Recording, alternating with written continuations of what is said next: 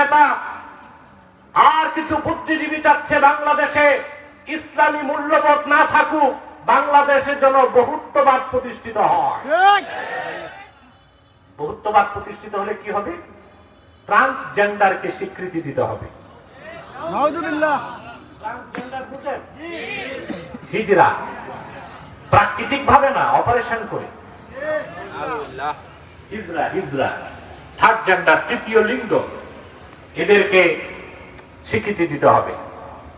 তারপরে freedom of speech, freedom of expression, বাক স্বাধীনতা, মুক্ত চিন্তার মতো পাগলামিকে স্বীকৃতি দিতে হবে। তখন আল্লাহ তার রাসূলের বিরুদ্ধে, কোরআনের বিরুদ্ধে কথা হবে, আইন প্রয়োগ করা যাবে না। সুস্পষ্ট ঘোষণা দিচ্ছি, শাহজালালের বাংলায়, শাহপরানের বাংলায়, কেরামত আলীর বাংলায় বহুত্ববাদকে প্রতিষ্ঠিত হতে দেওয়া হবে না। শাহজালালের তলোয়ার গর্জে উঠুক আরেকবার, শাহজালালের তলোয়ার গর্জে উঠুক আরেকবার, বাতিলের বিরুদ্ধে গর্জে উঠুক আরেকবার। বাসুদের আপনি এগিয়ে চলো। প্রিয় বন্ধুগণ, বহুত্ববাদ প্রতিষ্ঠায় পয়সা আসে জর্জ সরস থেকে। এটা হচ্ছে মার্কিন ধনকূপ, সে ডিপ স্টেটের অংশ। মার্কিন ডিপ স্টেটে তার ভালো হাত আছে জর্জ সরস। এই জর্জ সরস বাংলাদেশে বহুত্ববাদকে প্রতিষ্ঠিত করতে চায়। আমি মাহফিলে রাজনৈতিক বক্তব্য দিই না, সেটা টক শোতে, ডিবেটে কিংবা আলাদা বক্তব্য দিই, কিন্তু বলতে পারছি না দুঃখের কারণ। আব্দুল মালিক সাহেব আছে, তার মাধ্যমে এটা খবরটা লন্ডন পৌঁছাইতে হবে। তারেক জিয়া আসতে পারে না তার মাকে দেখতে। এই বহুত্ববাদ প্রতিষ্ঠা করতে যারা চায়, সে জর্জ সরসের কুলাঙ্গার অনুসারীদের। আপনার মজবুত হন, শক্ত হন। তার রহমান সাহেব আমার সাথে কথা বলেছে, আমি বলেছি দিনের পক্ষে, দিনদারের পক্ষে যতদিন থাকবেন মুসলমান থাকবে আপনাদের সাথে। বহুত্ববাদ বাংলাদেশে চলবে না। বাউলদেরকে মারছে আলেমরা, কেন মারছে এটা আর বলে না। বাউলদের যে বড় ফাউল, এটা জেলে আছে, যেটা টপ মোস্ট ফাউল, এটা জেলে আছে। এটার অপরাধ কি?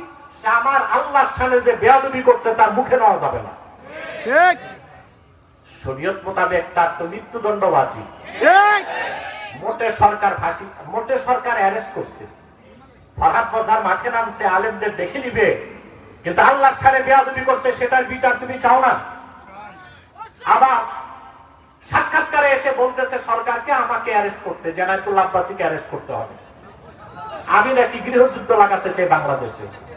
আমি তাকে বলেছি সাবধান হয়ে যাও ফরহাদ, বাড়াবাড়ি করলে যদি তাওহীদি জনতা মাঠে নামে, কোদাল দিয়ে দাড়িগুলো চেষে জুতা পেটা করে বাংলাদেশ থেকে বহিষ্কার করবে তোমাকে।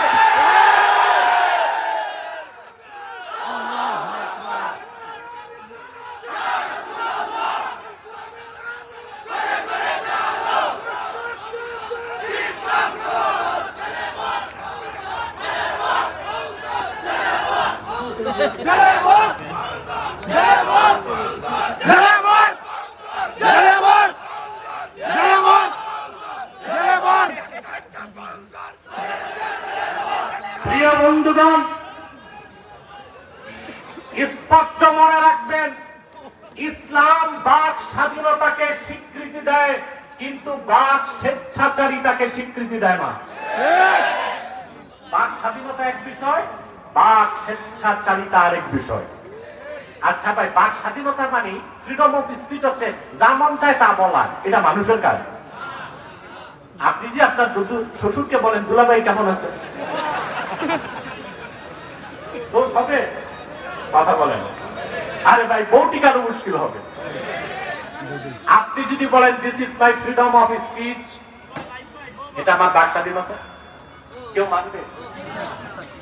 দুঃখ লাগে NCP, national children party, sorry national change party, কি বলে ন্যাশনাল সিটিজেন পার্টি। এই সিটিজেন পার্টি বা চাইল্ড পার্টি বা চেঞ্জ পার্টি যেটা করে, এরা পক্ষ দিছে বাউলদের। কাদের?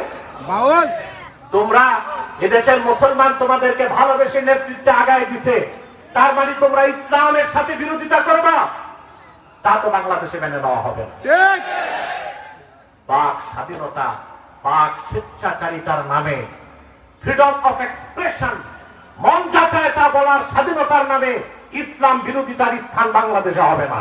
ঠিক এতে বিএনপি, জামাত, খেলাফত, হেফাজত সবাইকে এক হইতে হবে। ঠিক বাংলাদেশে যে রাজনীতি করবে ইসলামকে মূল্যায়ন করে রাজনীতি করতে হবে। ইসলাম বিরোধী রাজনৈতিক কোন দলকে বাংলাদেশে ইস্টাবলিশ হতে দেওয়া হবে না। প্রিয় বন্ধুগণ, এত স্লোগান দিলে আমি কথা বলবো কেমন করে? কথাগুলো বলতে দেন। মক্কার কুরাইশদের বুদ্ধিজীবী ছিল আখনাস বিন শরীক, কি না? ওই বেটারও দাড়ি ছিল, কি ছিল? হয়তো বা পাগড়িও লাগাইত, পড়তো তো জুব্বাই, ছিল কট্টর কাফের, কাফেরদের বুদ্ধিজীবী। শেষ একদিন আবু জেহেলকে বলল, আবু জেহেল আমি একটা প্রশ্ন করবো, তুমি উত্তর দিবা? বলে কর। আখনাস বিন শরীক আবু জেহেলকে প্রশ্ন করলো, আখবিরনি আন মুহাম্মাদিন সাল্লাল্লাহু আলাইহি ওয়াসাল্লাম আসাদিকুন হুয়া আম কাযিব ওয়া ইন্নাহু লাইসা হাহুনা মিন কুরাইশিন গায়রি ওয়া গায়রুকা ইয়াসমাউ কালামানা।